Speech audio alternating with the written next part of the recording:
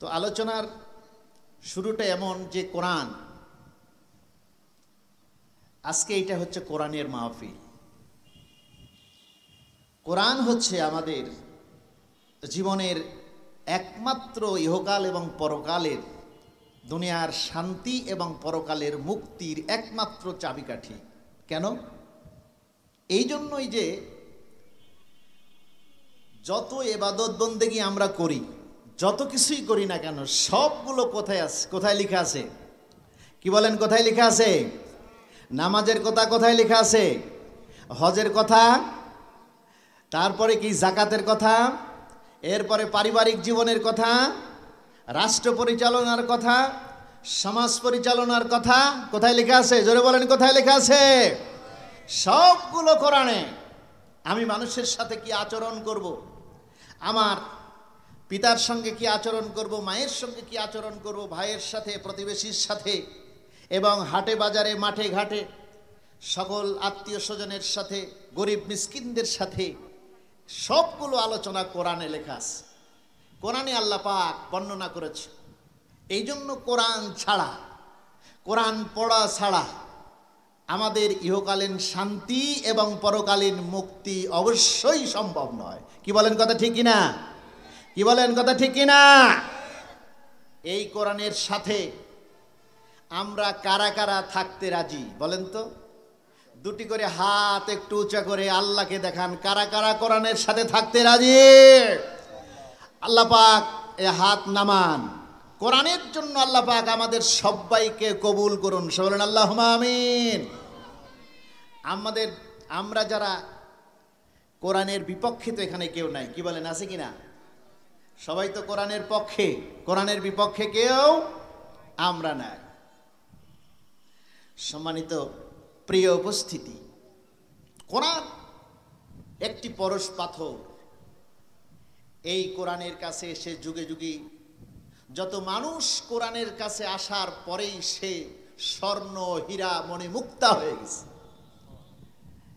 এই কোরআন হযরত ওমর, অর্ধ পৃথিবীর শাসক, যিনি কোরআন ধরেছেন, কোরআন গ্রহণ করেছেন, কোরআন গ্রহণ করার পরেই তিনি যখন মসজিদে নববীতে আল্লাহ রসুল সাল্লাল্লাহু আলাইহি সাল্লাম গোপনে গোপনে মিটিং করেন, দাওয়াতি কাজ করেন, তিনি ইসলাম গ্রহণের পরেই তিনি ঘোষণা দিলেন, আজ থেকে কোনো গোপনে ইসলাম প্রচার নয়, প্রকাশ্যে ইসলামের আলোচনা হবে, ইসলাম প্রচার হবে, এবং মসজিদে নববীতে আজান হবে, ইকামত হবে, এবং জামাতে নামাজ হবে। যেই জামাতের ইমামতি করবেন বিশ্বনবী মুহাম্মদুর রাসূলুল্লাহ সাল্লাল্লাহু আলাইহি ওয়াসাল্লাম। প্রকাশ্যে নামাজ হবে। যদি এমন কারো হিম্মত থাকে তাহলে সে বাধা দাও, আমি ওমর সেই বাধার প্রতিহত করব। এইগুলো কি? কোরআনের কাছে আসার কারণে। এরপরে বিশ্বনবী মুহাম্মদুর রাসূলুল্লাহ সাল্লাল্লাহু আলাইহি সাল্লাম বললেন, আনা বাদা নবিয়ুকা উমর ইবনুল খাত্তাব রাদিয়াল্লাহু তাআলা আনহু। আমার পরে যদি পৃথিবীতে কোনো কেউ নবী আসে তাহলে ওমর আসবে। সুবহানাল্লাহ গান, আরো জোরে সুবহানাল্লাহ গান। দেখছেন কোরআনের কাছে আসার কারণে কি তার অবস্থা। আজকে বাংলার জমিনেও কোরআনকে দিলে বুকে গ্রহণ করার কারণে অসংখ্য জিরো মানুষ আল্লাহ পাক তাদেরকে হিরো করে দিয়েছেন কোরআনের কারণে। বল ঠিক কিনা? আজকে যারা কোরআনের আলোচনা করেন, যেমন আমির হামজা, এই আমার বয়সে অনেক ছোট, এরপরে আজহারি, মিজানুর রহমান আজহারি অনেক ছোট। দেখেন কোরআনের কারণে আজকে তাদেরকে গোটা পৃথিবী চিনে এবং সম্মান, এবং কত মানুষ কত মিছিল নিয়ে সেখানে আগমন করে, এটা কোরআনের কারণে। সম্মানিত প্রিয় উপস্থিতি, কোরআন এই জন্য আমাদেরকে কি ধরতে হবে, কোরআন পড়তে হবে, এবং কোরআন জানতে হবে, কোরআন মানতে হবে, কোরআন অনুযায়ী জীবন গঠন করতে হবে। এর বিকল্প কোনো কিছু আছে? এর বিকল্প কোনো কিছু আছে? নাই। এই কোরআন আমাদেরকে জান্নাতে যাওয়ার সুপারিশের একমাত্র চাবিকাঠি। এই জন্য আমাদেরকে কি কোরআনের বিকল্প কোনো কিছুই নাই।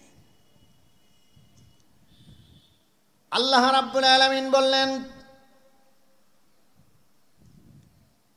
ওয়ারাত্তিলিল কুরআন তারতিলা, কোরআনকে তোমরা সহি করে সুন্দর করে এবং সুমধুর কণ্ঠে উচ্চারণ করে তেলাওয়াত করো। কারণ আল্লাহ রাব্বুল আলামিন প্রতিটি মানুষকে কণ্ঠ দিয়েছেন, নিজ নিজ কণ্ঠ দিয়েছেন। এই কথা আবার হাদিসের ভিতরে বলেছেন। বারা ইবনে আযিব রাদিয়াল্লাহু তাআলা আন قال رسول الله صلى الله عليه وسلم زينوا القرآن بأصواتكم, তোমাদেরকে আমি নিজের কণ্ঠ দিয়েছি, তোমরা নিজ কণ্ঠে কোরআনকে সুন্দর করে সুমধুর সুরে উচ্চারণ করো এবং তেলাওয়াত করো। কারণ তোমাদেরকে আমি এক একজনকে এক এক ধরনের কণ্ঠ দিয়েছি, কারো কণ্ঠের সাথে কারো পৃথিবীর মিল নাই। কি বলেন, আছে কি না? কারো পৃথিবীর কারো কণ্ঠের সাথে কারো মিল নাই। এক একজনের জ্ঞান, এক একজনের রুচি, এক একজনের চেহারা, এক একজনের কণ্ঠ আলাদা করে দিয়ে আল্লাহ পাক পৃথিবীটাকে ব্যালেন্স করেছেন। কথা ঠিক কি না? আপনারা কথা বলেন, তাহলে আরো বুঝার ক্ষেত্রে আপনাদের সহজ হবে, আমার বলার ক্ষেত্রেও সহজ হয়ে যাবে। এরপরে ওয়ান ইবনে আব্বাস রাদিয়াল্লাহু তাআলা আন قال رسول الله صلى الله عليه وسلم إن الذي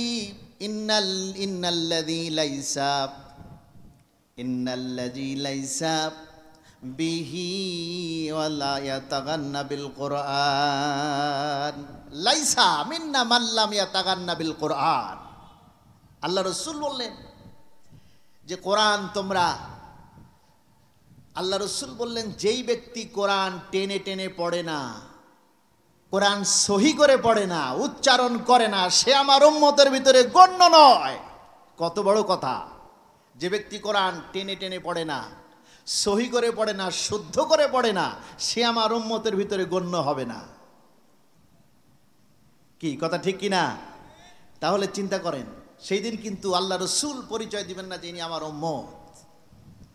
সম্মানিত উপস্থিত মুসলিম ইকরাম, এখানে এই কোরআন এক শ্রেণীর মানুষের কাছে খুব কঠিন, খুব কঠিন। কি বলে? কোরআন আমার মাথায় ঢোকে না। অনেক হাফেজ রেখেছি বাড়িতে, অনেক মসজিদে গেছি, অনেক মাওলানার কাছে গেছি, কিন্তু কোরআন ঢোকে না আমার মাথায়। কারণ কোরআন আমার মুখে ভিড়ে না, মুখে উচ্চারণ করতে পারি না, মাথায় আসে না, মাথায় রাখতে পারি না। এই কথাটা একবারে সরাসরি আল্লাহর আয়াতের সঙ্গে সাংঘর্ষিক কথা। কারণ আল্লাহ রাব্বুল আলামিন এখানে প্রমাণ করেছেন কি, লাকাদ ইয়াসসারনাল কুরআনা লিয-যিকরি ফাহাল মিন মুদ্দাকির, আমি কোরআনকে সহজ করে নাজিল করেছি যেন তোমরা এটাকে আয়ত্ত করতে পারো এবং এটার মাধ্যমে তোমরা উপদেশ গ্রহণ করতে পারো। ফাহাল মিন মুদ্দাকির, আল্লাহ রাব্বুল আলামিন পৃথিবীর মানুষকে লক্ষ্য করে বলছেন, কে আছো গো তোমরা? এইখান থেকে, এই কোরআন থেকে তোমরা জ্ঞান নিবা, কে আছো? এইটা আল্লাহ বললেন আমি সহজ করে নাজিল করেছি। আর আমরা বলি আমাদের কোরআন আমাদের মাথায় ঢোকে না। এরকম লোক আছে না নাই? কি বলেন, আছে না নাই? এই মাহফিলের ভিতরে আছে না নাই যে কোরআন মাথায় ঢুকে না? দুনিয়ার সব ঢুকে ওর মাথায়। ওর মাথায় কি ঢুকে জানেন? ওর মাথায় জমি জায়গা ঢুকে, ওর মাথায় জমি জায়গা ঢুকে, বাড়ি গাড়ি ঢুকে, নারী ঢুকে, সুদ ঘুষ ঢুকে, জেনা ব্যভিচার ঢুকে, এবং ওর মাথায় যত রকমের অন্যায় আছে, নেশা, ফেন্সিডিল, টেন্ডারবাজি, সন্ত্রাসী, রাজধানী, ছিনতাই, জমির মাপ, লিঙ্ক, সুদ, ইংসি, ফিট সব ঢুকে, কিন্তু কোরআন ঢুকে না। কারণ হলো উনি কপাল পড়া, উনি কপাল পড়া। যার মুখে কোরআন ভিড়ে না, যার দিলে কোরআন থাকে না, যার মাথায় কোরআন ঢুকে না, ইনি মৃত্যুর সাথে সাথে ওনার জন্য জাহান্নামের দরজা এত সুন্দর করে খোলা থাকবে যে যা মরতে দেরি, জাহান্নামে যাইতে দেরি না। কি বলেন, কথা ঠিক না? এইখানে আল্লাহ রাব্বুল আলামিন, এইখানে আল্লাহর রাসূল বলেছেন, ইন্নাল্লাযী লাইসা ওয়াজাউফি মিনাল কোরআন শাইউন কাল বাইতিল খরিব। যেই ব্যক্তির দেহের ভিতরে কোরআন নাই, সেই ব্যক্তি হলো একটি উজাড় গৃহের মতো। উজাড় গৃহ মানে যে গৃহে মানুষ থাকে না, থাকে পোকামাকড় এবং সাপ বিচ্ছু হিংস্র জন্তু থাকে। আর এই হিংস্র জন্তুগুলো যে ধরনের খাবার খায় সেগুলো মানুষের না। এরপরে শুধু তাই না, এই হিংস্ররা যে ধরনের কাজ করে সেগুলো সবগুলো মানুষের অকল্যাণের জন্য। তাই আজকে কোরআন যার দেহে নাই, সেই ব্যক্তির ভিতরে সেইটা মানুষের কোনো দেহ নয়। আর ওই দেহ কখনো মানুষের খাবারগুলো খায় না। আর ওই দেহ যেভাবে যে খাবারগুলি খেয়ে বেঁচে থাকে এবং ওই যে ধরনের কাজ করে, একটি কাজও মানুষের নয়। কেমন? যেই দেহে কোরআন নাই সেই দেহ মানুষের না। এই দেহ যে ধরনের খাবার খেয়ে বেঁচে থাকে সেগুলো মানুষের খাবার নয়। সেগুলো খাবারগুলো কি? ফেন্সিডিল, এরপরে হিরোইন, এরপরে আফিম, এরপরে গাঁজা। এগুলো কি? যার দেহে কোরআন নাই তাদের খাবার এগুলো। কি বলেন, কথা ঠিক কিনা? এই তাদের খাবার এইগুলো কিনা? জোরে বলেন, আরো জোরে বলেন, এইগুলো কিনা? এইগুলো যারা খায় এরা সকাল থেকে সন্ধ্যা পর্যন্ত মানুষের কোনো কাজ করবে? মানুষের কোনো কাজ করবে? কারণ প্রথম নাম্বার, ওর দেহ মানুষ না। কোরআন না থাকার কারণে ওর দেহটাই মানুষ না। এরপরে কি?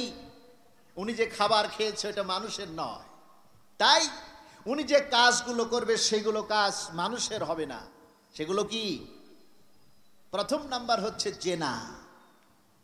জেনা, ব্যভিচার, সুদ, ঘুষ, সন্ত্রাসী, রাজানি, ছিনতাই, চুরি, ডাকাতি, এগুলো হচ্ছে তার কাজ।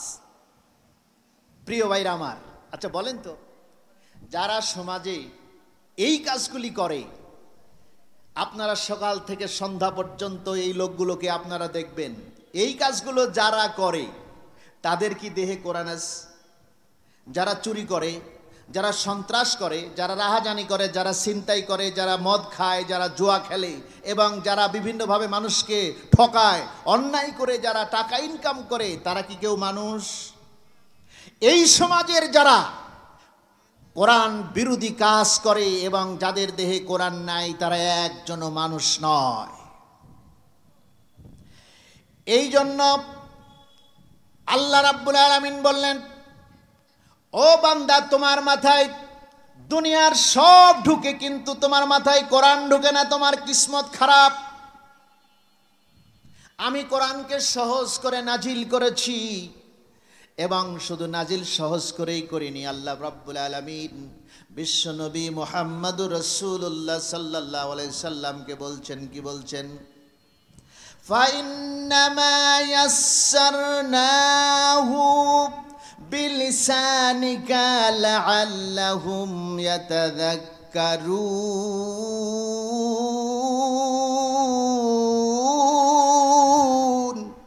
আল্লাহু আকবার। কোরআনের আয়াত শুনলে আল্লাহু আকবার বলতে হবে। এখানে আল্লাহ রাব্বুল আলামিন বলছেন, আমি কোরআনকে শুধু সহজ করেই নাজিল করি নাই। আল্লাহ রাসূলকে আল্লাহ রাব্বুল আলামিন বলছেন, আমি কোরআনকে তোমার ভাষায় নাজিল করেছি। এইবার তোমার ভাষায় নাজিল করেছি যেন তুমি এটাকে মুখস্থ করতে পারো, আয়ত্ত করতে পারো। তোমার ভাষায় নাজিল করেছি। তোমার ভাষাটা কি? বিশ্বনবীর ভাষাটা কি? এইখানে আল্লাহ রাব্বুল আলামিন আর এক জায়গায় বলছেন, ইন্না আনজালনাহু কুরআনা আরাবিয়্যান লাআল্লাকুম তাআকিলুন।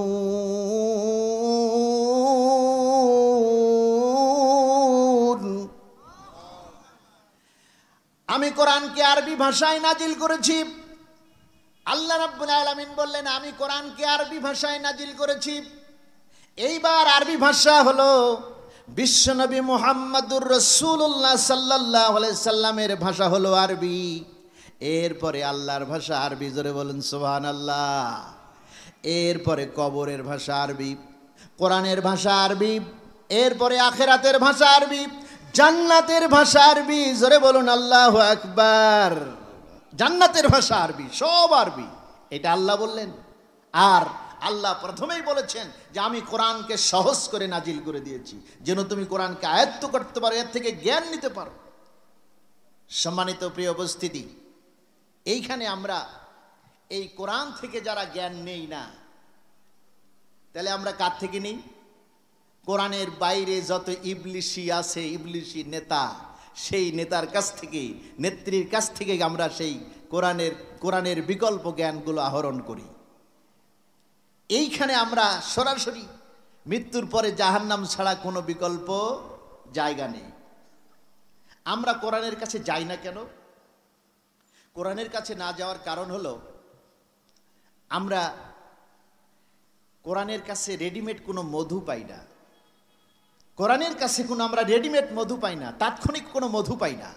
আর দুনিয়াতে আমরা সরাসরি দেখতে পাই আমাদের স্বার্থগুলো। এবং কোরআনের কাছে যে আমরা যাব না, কয়টা কারণে? দুইটা কারণে যাব না। কোরআনের কাছে আমরা যাব না দুইটা কারণে। এটা কে বলেছেন? আল্লাহ পাক বলেছেন। কে বলেছেন? দুইটা কারণে আমরা কোরআনের কাছে যাব না। এক নাম্বার হলো কি? আমাদের সন্তানের কারণে। দুই নাম্বার হচ্ছে আমাদের সম্পদের কারণে। এক নম্বর কি? আমাদের সম্পদের কারণে, আর দুই নম্বর হচ্ছে আমাদের সন্তানদের কারণে আমরা কোরআনের কাছে যাব না। এই দুইটা বিষয়ের কারণেই আজকে কোরআন থেকে যত মানুষ বিরোধী, প্রত্যেক মানুষই এই দুইটা কারণেই তারা কোরআন থেকে বিরোধী, কোরআনের কাছে যায় না। এই জন্য আল্লাহ পাক এই কোরআন নাসিলের সময় প্রায় 1500 বছর আগে আল্লাহ পাক বিশ্ব নবী মুহাম্মদুর রাসূলুল্লাহ সাল্লাল্লাহু আলাইহি সাল্লামকে সতর্ক করেছেন। তার মাধ্যমে গোটা মানব জাতিকে সতর্ক করে দিয়েছেন। কিভাবে?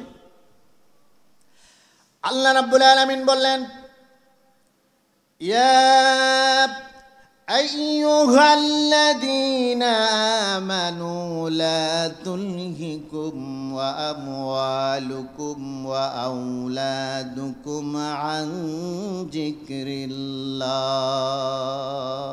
আল্লাহু আকবার। ইয়া আইয়ুহাল্লাযীনা আমানু, হে ঈমানদারগণ, যারা তোমরা ঈমান এনেছো, তোমাদের সাথে আমার কথা, আমার চুক্তি এবং আমার হিসাব নিকাশ। যারা ঈমান আনো নাই তাদের ব্যাপারে আমার কোনো কথা নাই। যারা ঈমান এনেছো তারা আমার বন্ধু, আর তাদের সাথে আমার হিসাব নিকাশ, তাদের সাথে আমার চুক্তি, তাদের সঙ্গে আমার কথোপকথন। যারা তোমরা ঈমান এনেছো, তবে তোমাদেরকে আমি সতর্ক করে দিতে চাই, ইয়া আইয়ুহাল্লাযীনা আমানু, হে ঈমানদারগণ, লা তুলহিকুম ওয়া আমওয়ালুকুম ওয়ালা আওলাদুকুম আন যিকরিল্লাহ। অবশ্যই খবরদার, তোমাদেরকে তোমাদের সন্তান এবং তোমাদের মাল এবং তোমাদের ধন সম্পদ যেন তোমাদেরকে আল্লাহর জিকির থেকে এক মুহূর্ত এবং এক মিনিট, এক সেকেন্ডও যেন তোমাদেরকে দূরে রাখতে না পারে। এটা কে বললেন? এটা কে বললেন? আল্লাহ পাক রব্বুল আলামিন বললেন যে কখনোই যে তোমাদের সন্তান এবং তোমাদের বাড়ি গাড়ি, এগুলো যেন কখনোই তোমাদেরকে এক মুহূর্ত অর্থাৎ এক সেকেন্ড তোমাদেরকে যেন কখনোই দূরে রাখতে না পারে। যদি দূরে রাখো তাহলে কি হবে? এখানে আল্লাহ পাক পরবর্তীতে বলছেন, ইয়াফআল যালিকা ফাউলাইকা হুমুল খাসিরুন।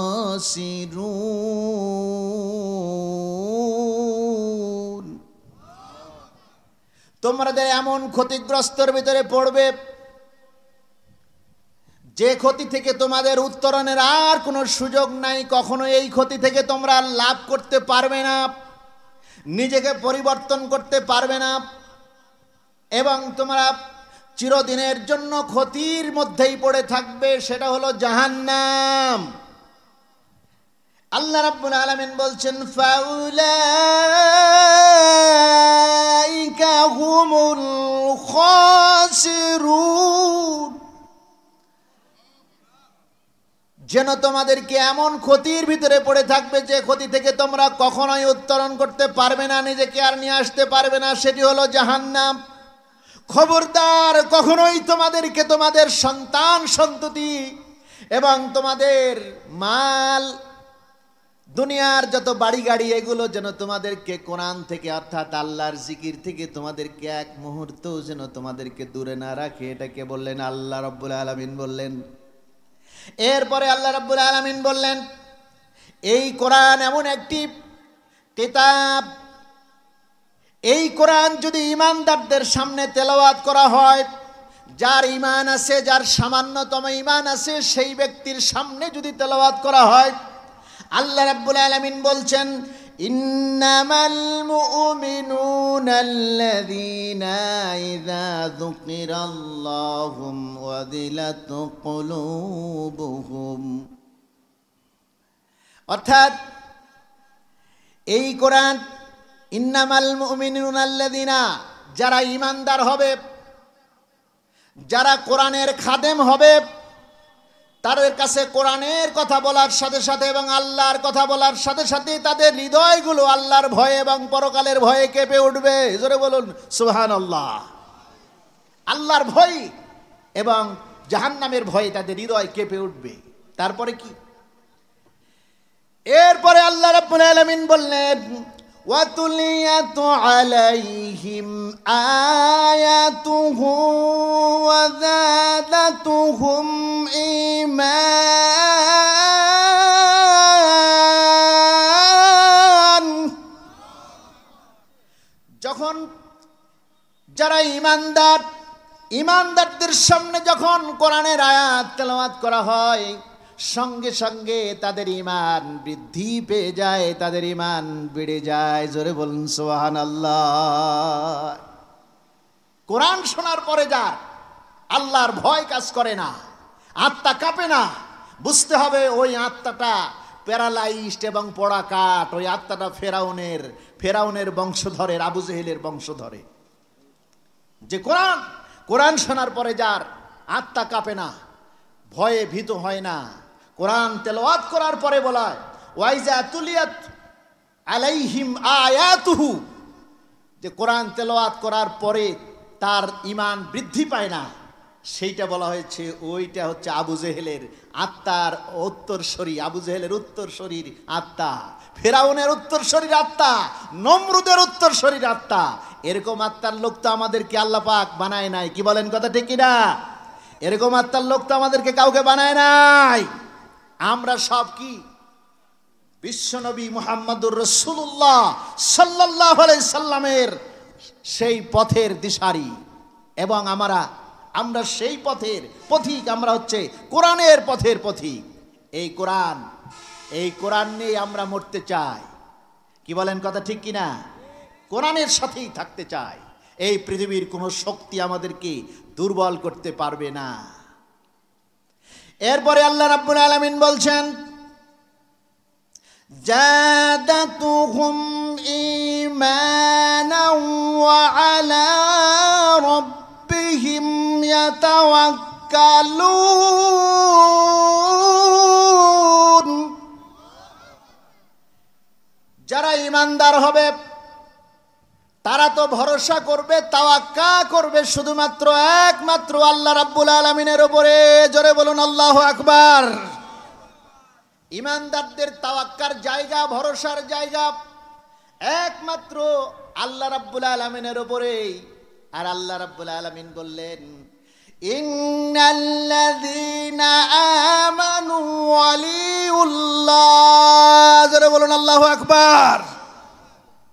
যেই ব্যক্তি ঈমানদার সেই ব্যক্তির অভিভাবক তো আমি আল্লাহ নিজেই। জোরে বলুন সুবহানাল্লাহ, আল্লাহু আকবার। যে ব্যক্তি ঈমানদার তার অভিভাবক তো আমি আল্লাহ। এখন বলেন, আমরা যদি কোনো বিপদ আপদে পড়ে যাই, সাথে সাথেই আমরা কি করি? আল্লাহর সাথে নাফরমানি শুরু করে দিই।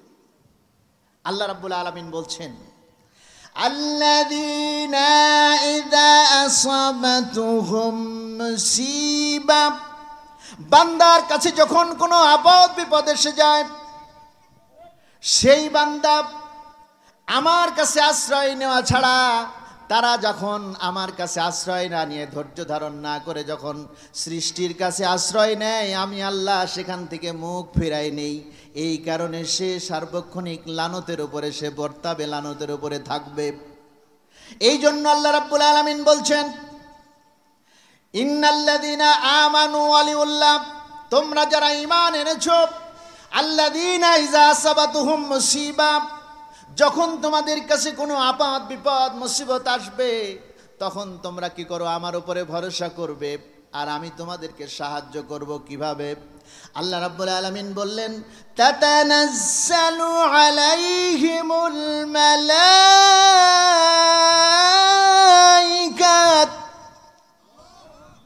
আমি আরশে আজিম থেকে ফেরেশতা নামায়া তোমাদের সার্বিক সাহায্য দিয়া, সাহায্য করে তোমাদের সার্বিক নিরাপত্তার ব্যবস্থা আমি আল্লাহ গ্রহণ করে নেব। এটা কি? আল্লাহর ঘোষণা। এই জন্য কোরআন, আমি কোরআন পড়ার পরে আমার আত্মা উজ্জীবিত হবে, আমার আত্মা কি হবে? জাগ্রত হবে, আমি নতুন মানুষ হয়ে যাব। প্র্যাকটিক্যালি যাদের কাছে কোনো বিপদ আপদ আসবে, আপনারা আজ থেকে প্র্যাকটিক্যালি একবারে হাতে কলমে, যখন আপনার কাছে কোনো বিপদ আপদ আসবে, সঙ্গে সঙ্গে আপনি কি করবেন? অজু করে 2 রাকাত নামাজ পড়ার পরে আল্লাহকে ওই বিপদের কথা যখন বলবেন আর কোরআন তেলাওয়াত করবেন, আল্লাহ রাব্বুল আলামিন বলছেন, আল কোরআনুশ শিফা, আমি কোরআনটাকে শেফা বানিয়েছি, ঔষধ বানিয়েছি। জোরে বলুন সুবহানাল্লাহ। এই কোরআন পড়ার পরে যদি কারো রোগ ভালো না হয়, বুঝতে হবে তার অন্তরে রোগ আছে, এবং রোগাক্রান্ত অন্তর, এই অন্তর মুসলমানের না, এই অন্তর কোরআনের না, মুমিনের না, এই অন্তর কি? মুনাফিকের। কোরআন পড়বেন, দেখবেন যে সঙ্গে সঙ্গেই একবারে অ্যান্টিবায়োটিকের হাজারো অ্যান্টিবায়োটিক ফেল। কোরআন পড়ার সাথে সাথে আপনার নতুন মানুষ এবং নতুন জীবন পেয়ে যাবেন। সম্মানিত প্রিয় উপস্থিতি, এই জন্য কোরআন ছাড়া কোনো রাস্তা নাই। আল্লাহ রসুল বলেছেন, ওয়ান আনাসিন রাদিয়াল্লাহু তাআলা ক্বাল ক্বালা রাসূলুল্লাহ সাল্লাল্লাহু আলাইহি সাল্লাম, ইন্না লিল্লাহি আযজা ওয়া জাল্লা হালিনা মিনান নাস।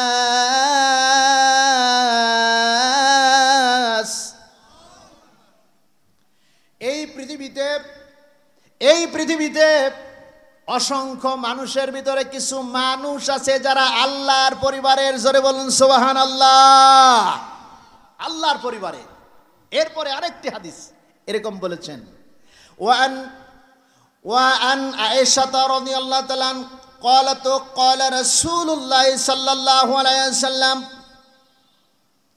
الماهر بالقرآن الماهر بالقرآن السفرة من الكرام। এই পৃথিবীতে মানুষের ভিতরে কিছু মানুষ আছে যারা ফেরেশতাদের দলের অন্তর্ভুক্ত। জোরে বলুন আল্লাহু আকবার। قال يا رسول الله صلى الله عليه وسلم, আল্লাহ রসুলকে বললেন কারা ফেরেশতাদের দলের অন্তর্ভুক্ত? আল্লাহ রসুল বললেন, ইয়াকরাউল কোরআন, যারা কোরআন তেলাওয়াত করে তারা হলেন ফেরেশতাদের দলের অন্তর্ভুক্ত। জোরে বলুন আল্লাহু আকবার। এরপরে শুধু তাই না, এরপরে আবার বলছেন, কি বলছেন?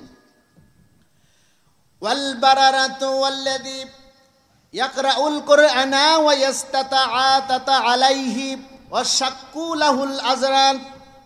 যেই ব্যক্তির কোরআন মুখে ভিড়ে না এবং কোরআন তেলাওয়াত করতে পারে না, মাথায় ধরে না, কষ্ট করে ভুল করে আবার সঠিক করে, বারবার চেষ্টা করে, ভুল হয়ে যায় আবার সঠিক করে, এইভাবে যদি কোনো বান্দা কোরআন তেলাওয়াতের জন্য প্রচেষ্টার সাথে তেলাওয়াত করে, আল্লাহ রসুল বললেন এমনিতেই কোরআন পড়লে কি, মান قال النبي صلى الله عليه وسلم من قرأ القرآن حرفا فله 10 حسنات। কোরআন পড়লেই, কোরআনের একটি অক্ষর পড়লেই তার আমলনামায় 10টি সওয়াব লেখা হয়ে যায়। এরপরে আল্লাহ রাসূল বললেন, ইয়াকরাউল কোরআনা ওয়া ইস্তাতাআ আলাইহি ওয়া শাক্কু লাহুল আযরান।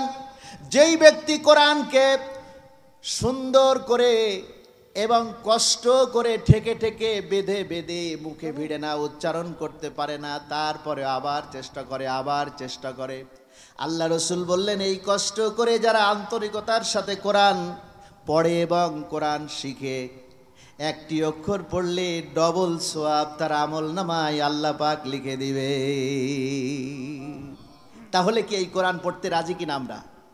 এই কোরআন কি পড়তে রাজি? কারা কারা কোরআন পড়তে রাজি? সবাই হাত তুলুন তো। কারা কারা কোরআন পড়তে রাজি? নারায়ে তাকবীর, নারায়ে তাকবীর। আল কোরআনের আলো সংসদে জ্বালো, আল কোরআনের আলো। হাত নামা। কোরআনের তেলাওয়াতের ছাড়া এখন যদি আমি এখানে কোরআন তেলাওয়াতের লোক দাঁড় করাই যে কতজন কোরআন তেলাওয়াত করতে পারেন, দেখা যাবে যে আপনারা অনেকেই লজ্জার ভিতরে পড়ে যাবেন যে কোরআন তেলাওয়াত অনেকেই আমরা পারি না। যারা পারি এরা আবার কোরআন তেলাওয়াত সহি করে পারি না। এরকম আছে না নাই? কি বলেন, আছে না নাই? কি হাত জাগাইতে লাগাই দিব যে কে কে কোরআন পড়তে পারেন? তাহলে যারা আবার পারেন না তারা লজ্জায় পড়ে যাবেন, অনেক বয়স হয়েছে, মৃত্যুর মুখামুখি। সম্মানিত উপস্থিতি, এরপরে ওয়ান আনাস রাদিয়াল্লাহু তাআলা قال قال رسول الله صلى الله عليه وسلم إنا لله عز وجل غليل من الناس। এই পৃথিবীতে অসংখ্য মানুষ দেখতেছো, আল্লাহ রসুল বললেন এই পৃথিবীতে অসংখ্য মানুষ দেখতেছো, এই মানুষের ভিতরে কিছু মানুষ আছে যারা আল্লাহর পরিবারের। জোরে বলুন আল্লাহু আকবার। আল্লাহর পরিবারের আর কিছু লাগবে? কি বলেন, আমরা যদি আল্লাহর পরিবারের হয়ে যাই আর কিছু লাগবে?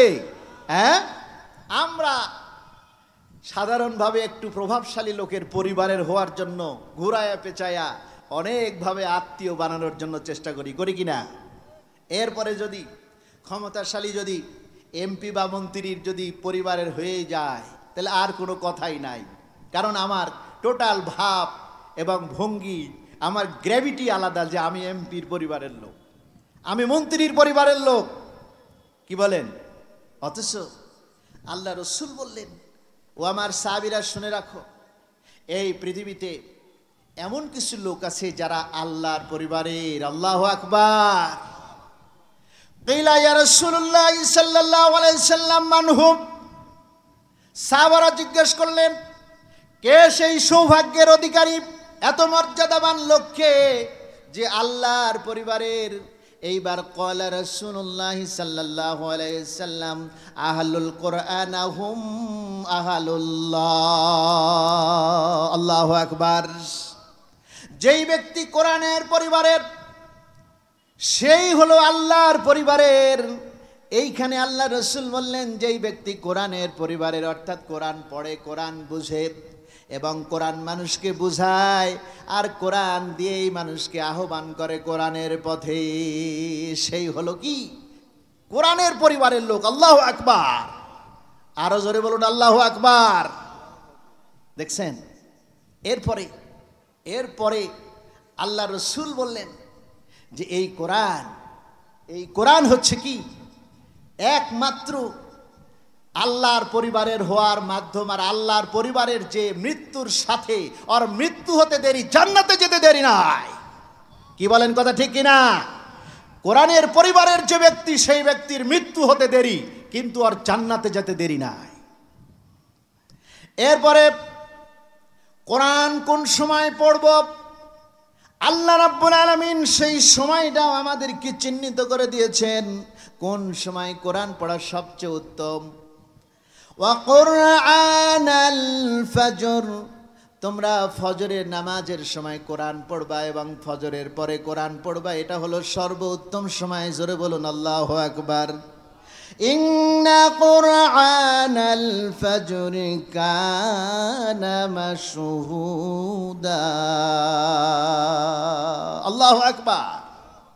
এই ফজরের কোরআন তেলাওয়াত ফেরেশতা মণ্ডলীরা সরাসরি আল্লাহর কাছে সাক্ষ্য দিয়ে দেয় যে আল্লাহ, তোমার ওই বান্দাকে, আপনার ওই বান্দাকে আমি কোরআন তেলাওয়াত দেখা অবস্থায় দেখে চলে এসেছি তোমার কাছে।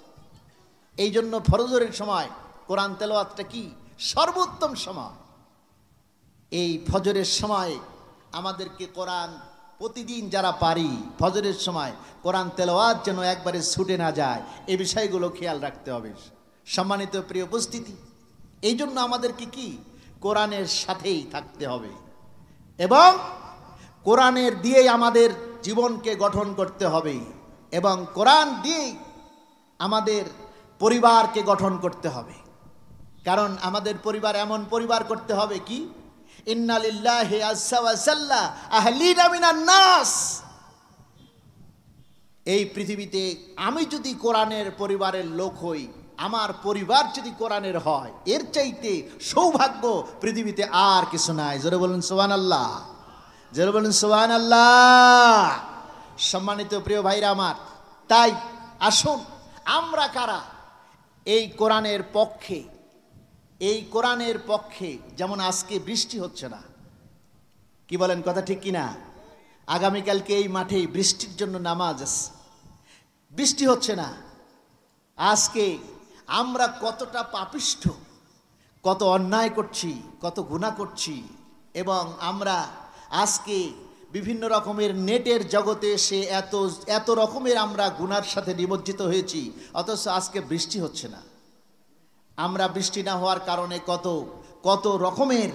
কত রকমের আমরা স্বাভাবিকভাবে কষ্টের ভিতরে পড়ে গিয়েছি। কত জীবজন্তু আছে তারা কথা বলতে পারছে না, এবং জমিনগুলো ফেটে যাচ্ছে, ফসলগুলো সব পুড়ে যাওয়ার মতো অবস্থা হয়ে যাচ্ছে।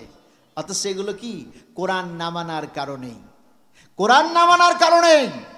এবং আমাদেরকে কোরআনের ছায়াতলে আসার কোনো বিকল্প রাস্তা নাই।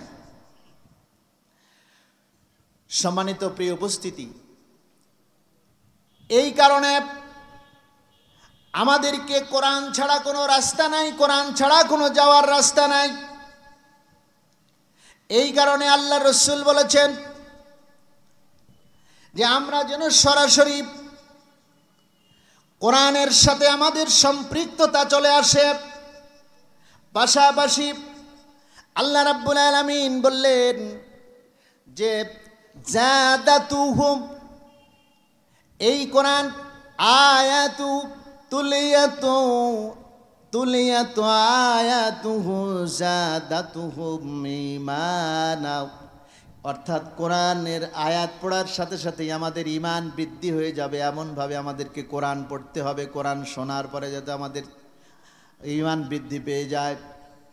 সম্মানিত প্রিয় উপস্থিতি, এই কোরআনের পক্ষে আমাদেরকে এমনভাবে কাজ করতে হবে, কোরআন ছাড়া অন্য কিছু মানি না।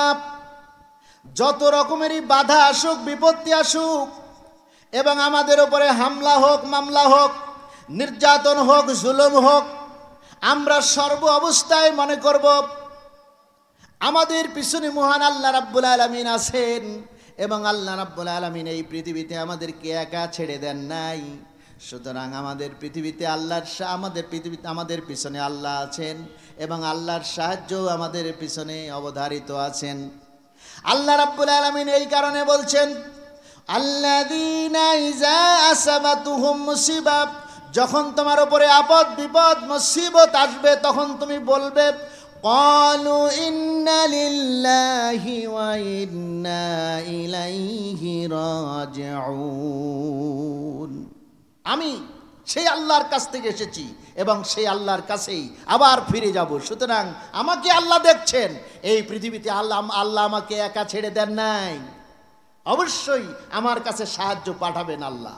আর আল্লাহ রাব্বুল আলামিন বলছেন যে আমি অবশ্যই তোমাদের কাছে সাহায্য পাঠাবো এবং সাহায্য করব।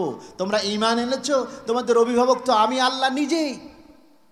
সম্মানিত মুসলিম ইকরাম, আমাদের হালাল খাবারের প্রবলেম।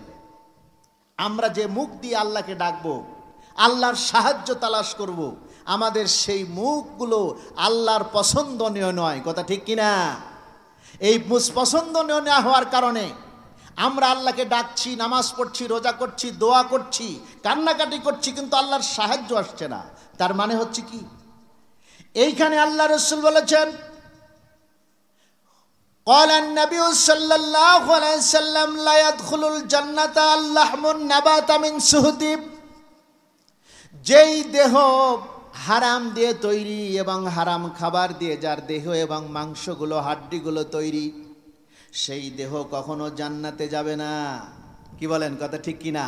এটা কে বলেছেন? আল্লাহ রসুল বলেছেন যে আমরা যদি আমাদের মুখের ভিতর দিয়ে যদি হারাম খাবার ঢুকাই এবং হারাম খাই মুখ দিয়ে এবং হারাম কাজ করি, হারাম কথা বলি, এই দেহের ভিতরে যে মাংসগুলো তৈরি হচ্ছে, যে হাড্ডিগুলো তৈরি হয়েছে, যে রগ রেশা তৈরি হয়েছে, রক্ত মাংস তৈরি হয়েছে, আল্লাহ রসুল বললেন আল্লাহ মান নাবাতা মিন সুহতি, ওই দেহর মাংস এবং হাড্ডি এবং রক্ত সবগুলো জাহান্নামে যাবে, কখনোই জান্নাতে যাবে না, কখনোই জান্নাতে যাবে না সবগুলো। এই জন্য মুখ আমাদের পবিত্র না করা পর্যন্ত আমাদের কোনো ইবাদতই কবুল হবে না। সম্মানিত প্রিয় উপস্থিতি, আমাদেরকে এই কোরআনই আমাদেরকে একমাত্র আমাদের হারাম থেকে দূরে রাখতে পারবে। কারণ এখানে আল্লাহ বলেছেন জাল হক ওয়া জাহাকাল বাতিল, হক আসার পরে বাতিল বিদায় নেবে। কোরআন যেটাকে হক বলেছে সেটাই হক, আর কোরআন যেটাকে বাতিল বলেছে সেটাই হচ্ছে বাতিল। সুতরাং কোরআন যেটাকে হক বলেছে আমরা সেটাকে গ্রহণ করে নেব, তাহলে আমাদের দেহটা গোটাটাই কোরআনের দেহ হয়ে যাবে। আর কোরআন যেটাকে বাতিল বলেছে এটাকে আমরা বাতিল করে দেব নিঃসন্দেহে। তাহলে আমার জিম্মাদারি, আমার পরিবারের জিম্মাদারি এবং আমার সন্তানের, আমার স্ত্রীর, আমার সম্পদের, আমার ব্যবসার এবং আমার বাণিজ্যের, আমার ফসলের সবগুলোর জিম্মাদারি আল্লাহ পাক নিয়ে নেবেন এবং হতাশা আমার কাছে থাকবে না। জোরে বলুন, কথা ঠিক কিনা? সম্মানিত প্রিয় ভাইরা আমার, আজকে আমাদের মাঝে পারিবারিক দ্বন্দ্ব, বিশেষ করে আজকে মা বোনেরা যে পর্দার আড়ালে আছেন, এই মা বোনদের বিষয়ে দুটি কথা আমি বলে যাই যে স্বাভাবিকভাবে আমাদের পারিবারিক অনেক দ্বন্দ্ব থাকে। যেমন মা বোনরা জান্নাতে যাওয়া খুব সহজ, কারণ হলো যে মা বোনদের বাহিরে বিচরণ করতে হয় না, ইনকামের জন্য বিভিন্ন জায়গায় বিচরণ করতে হয় না, মিথ্যা কথা বলতে হয় না, বিভিন্ন রকমের কৌশল করতে হয় না। এদেরকে স্বামীরা ইনকাম করে নিয়ে আসে আর মা বোনেরা বাড়িতে এগুলোকে হেফাজতের সাথে রান্না বান্না বা পরিবেশন করেন। তাই এনারা হচ্ছেন সীমাবদ্ধ এবং পরিবারের ভিতরে, বাড়ির ভিতরে থাকা। তাই এইগুলো মহিলাদের জাত, যারা যেগুলো আমাদের মায়ের জাত, এদের জান্নাতে যাওয়া খুব সহজ। আল্লাহ রসুল বললেন 3টি কাজ করলেই এরা জান্নাতে চলে যাবে। 1 নম্বর কি? স্বামীর খেদমত। 2 নম্বর ফরজ ইবাদতগুলো, আর আমানতদারিতা রক্ষা করা। এইগুলো হচ্ছে কি, এইগুলো করলেই সে জান্নাতে চলে যাবে। কিন্তু এগুলো হচ্ছে ছোট কথা, কিন্তু এর ব্যাখ্যাগুলো অনেক বড়, অনেক বড়। কারণ যেমন মনে করেন আজকে স্ত্রীর যেমন দুর্বলতা আছে, স্বামীরও তেমন দুর্বলতা আছে। কারণ হচ্ছে যে আমার স্ত্রীকে যে ধরনের প্রসাধনী দেওয়া দরকার, যে ধরনের কাপড় চোপড় বা পোশাকাদি, যে ধরনের খাবার, যে ধরনের পরিবেশ দেওয়া দরকার, আমি স্বামী হিসাবে একেবারেই সেই দিক থেকে অনেকখানি অযোগ্য। কিন্তু আমি স্ত্রীকে দিতে ব্যর্থ হয়েছি। এরপরে আবার স্ত্রীর কাছ থেকে অনেক চাওয়ার সিস্টেম আমার মাথার ভিতরে, যে অনেক কিছু যেন আমার স্ত্রী আমাকে দেবে। কেমন দেখা যাচ্ছে যে আমি পরিবেশ দেই নাই, কিন্তু আমি ভালো পরিবেশ আশা করি আমার স্ত্রীর কাছ থেকে। আমি ভালো কোনো বাজার করি না, ভালো পোশাক দেই না, বাড়িতে ভালো কোনো ডেকোরেশন নাই, ভালো সিস্টেম নাই। আবার স্ত্রীরা অনেক ক্ষেত্রে না বোঝার কারণে স্বামীকে স্টাডি করে না। কারণ স্ত্রীদের অর্থাৎ মেয়েদের বিবাহের পরে একমাত্র তার জল্পনা, কল্পনা, চিন্তা, ভাবনা, পরিকল্পনা সবগুলো স্বামীকে নিয়ে। স্বামী হচ্ছে তার একমাত্র জান্নাতের গ্যারান্টি। সুতরাং এই জন্য স্বামীকে নিয়ে গবেষণা করতে হবে। কারণ হচ্ছে যে আমাদের সমাজের যারা মহিলা আছেন, মা বোনরা, এরা স্বামীদেরকে নিয়ে মেজরিটি ক্ষেত্রেই তাদের কোনো স্টাডি নাই, চিন্তা নাই, গবেষণা নাই যে আমার স্বামী কি খেতে ভালোবাসে, কি ধরনের পোশাক পরতে ভালোবাসে, এবং বাড়িতে আসার পরে আমার বাড়ির পরিবেশটা কীরকম দেখতে চায়, বা আমি কি ধরনের পোশাক পরলে আমার স্বামী খুশি হবে, বা আমি কি ধরনের প্রসাধনী ব্যবহার করলে আমার স্বামী খুশি হবে। এরপরে দেখা যাচ্ছে অনেকেই এ ধরনের স্টাডি করে না। মেয়েরা কি করে, বাড়িতে কাজ করে, করার পরে শরীর ঘেমে যায়, ওই ঘর্মাক্ত অবস্থায় তারা গায়ের গন্ধ ছুটে যায়, এরপরে দেখা যায় পোশাক আদিগুলো নষ্ট হয়ে যায়, কাজ করার পরে আঙ্গুলে দেখা যায় বিভিন্ন রকমের ময়লা, এবং পাগুলো পরিপাটি না, মাথার চুলগুলো পরিপাটি না, এবং চেহারাটাও সেরকমভাবে কোনো মোজাইক করে না। সব মিলে দেখা যাচ্ছে স্বামী ঢোকার পরে স্ত্রীর চেহারা, এরপরে ডাইনিং টেবিলের বিভিন্ন বিভৎস অবস্থা, তারপরে কাপড় চোপড়ের ঘরের ভিতরে আলনার কোনো সাজুগুজু নাই, সব মিলে খাবারেরও বিকল্প অবস্থা। এরপরে দেখার পরে বাড়ি ভিতরে ঢোকার পরে একজন স্বামী মনে করে কোন যেন জাহান্নামে আমি ঢুকলাম, তখন মনে করে বাড়ি থেকে তাড়াতাড়ি বের হতে পারলেই না বাঁচি। কি বলেন, কথা ঠিক কিনা? বাড়ি থেকে বের হওয়ার পরে সে নিরাপদ। এখন এরপরে স্ত্রীর দিকে তার মন চায় না, স্ত্রীর দিকে যায় না।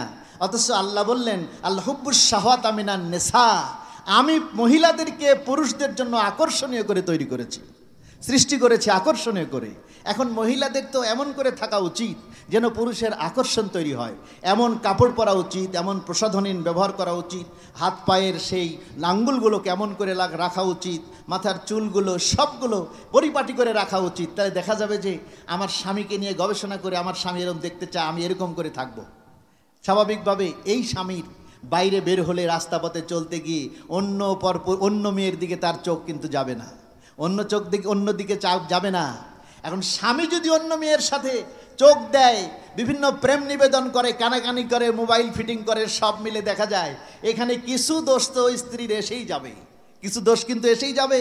কারণ হচ্ছে কি, স্ত্রী আসলে এই স্বামীকে যথারীতিভাবে মেনটেন করা, পরিচালনা করা, স্বামীর রুচিকে মেনটেন করা, স্বামীর অনুভূতিটাকে অবজার্ভ করা, এগুলোর ব্যাপারে দেখা যায় মেয়েরা অনেকাংশেই বেখিয়াল। স্বাভাবিকভাবে এইখানে আবার স্বামীরাও স্ত্রীদেরকে সঠিকভাবে নিয়ন্ত্রণ করতে পারে না বা সঠিকভাবে দেখাশোনাও করতে পারে না। এই কারণে দেখা যাচ্ছে যে স্বামীর কাছে অমিল। কেমন অমিল? একই জায়গায় শয়ন করছে, শুয়ে আছে, ঘুমাচ্ছে, দেখা যাচ্ছে পিঠের সাথে পিঠ লাগাইয়া ঘুমাচ্ছে, অথচ অন্তর কয়েক কিলো দূরে। কি বলেন, কথা ঠিক কিনা? এরকম স্বামী স্ত্রী আছে না নাই, যে অন্তর কয়েক কিলো দূরে?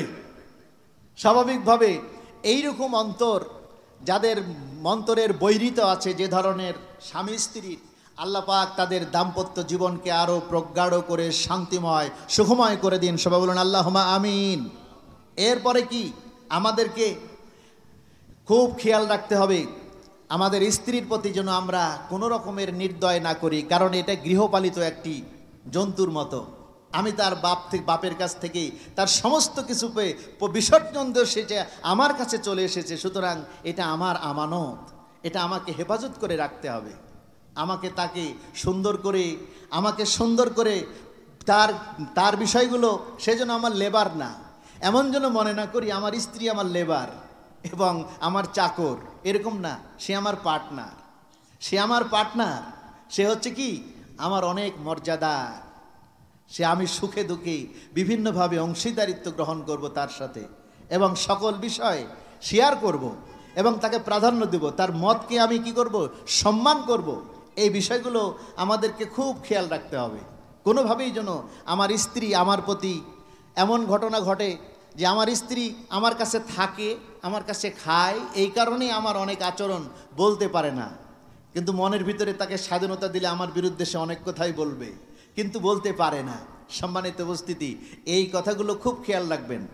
আর আপনারা মা বোন যারা আছেন, তারা স্বামীদের প্রতি খুব খেয়াল রাখবেন, এবং স্বামীদের প্রতি সম্মান প্রদর্শন, ভালোবাসা, কখনোই যেন আপনাদের কণ্ঠ স্বামীর কণ্ঠের চেয়ে উপরে না যায়, কখনোই যেন না যায়। তাহলে আপনারা হজরতে খাদিজা রাদিয়াল্লাহু তাআলা আনহা, হজরতে ফাতেমা রাদিয়াল্লাহু তাআলা আনহা, এদের সাথে আপনাদের জান্নাতে যাওয়ার সুযোগ আছে। আল্লাহ পাক এই মা বোনদেরকে, তাদেরকে সংযত ব্যবহার, স্বামীর কথার সাথে যেন উঁচু না হয় সাউন্ড, এরকম নরম এবং বিনয়ী যেন আচরণ করতে পারেন, কারণ বিনয়তার ভিতরেই আল্লাহর সব কল্যাণ। আল্লাহ রসুল বলেছেন, ক্বালান নবী সাল্লাল্লাহু আলাইহি সাল্লাম, লা ইয়াদখুলুল জান্নাতা ওয়ালা জাওয়াজুন ওয়ালাল জারিয়ুন। কারণ হলো যে যার ভাষা হবে রুক্ষ আর মেজাজ হবে রুক্ষ, ভাষা হবে কর্কশ, লা ইয়াদখুলুল জান্নাতা, কখনোই সে জান্নাতে যাবে না। কথা বুঝে গেছে? এই জন্য আমাদের ভাষা কি করব, সব সময় নরম করব।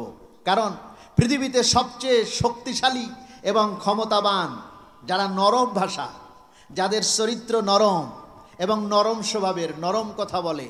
কারণ বিশ্বনবী মুহাম্মদুর রাসূলুল্লাহ সাল্লাল্লাহু আলাইহি সাল্লাম তিনি ছিলেন সবচেয়ে নরম, সবচাইতে নরম তিনি ছিলেন।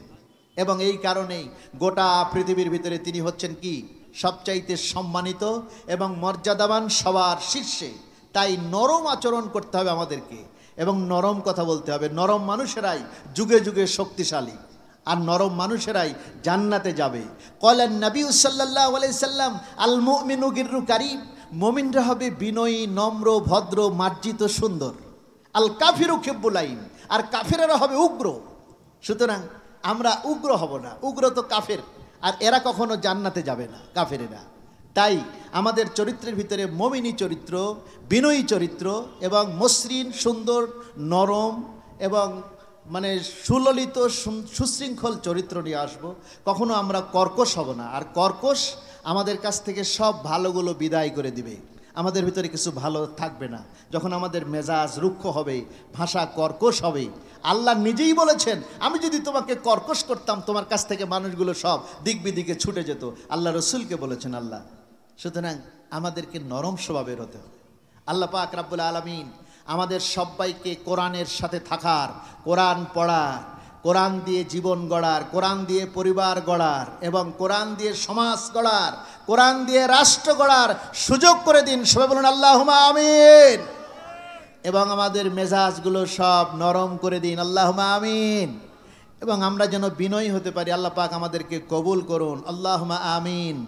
বারাকাল্লানা ওয়া লাকুম ফিল কোরআনিল হাকিম, ইন্নাহু লাযাদুম কারিমুম মালিকুম বাররুফুর রহিম। আসসালামু আলাইকুম ওয়া রাহমাতুল্লাহি ওয়া বারাকাতুহু।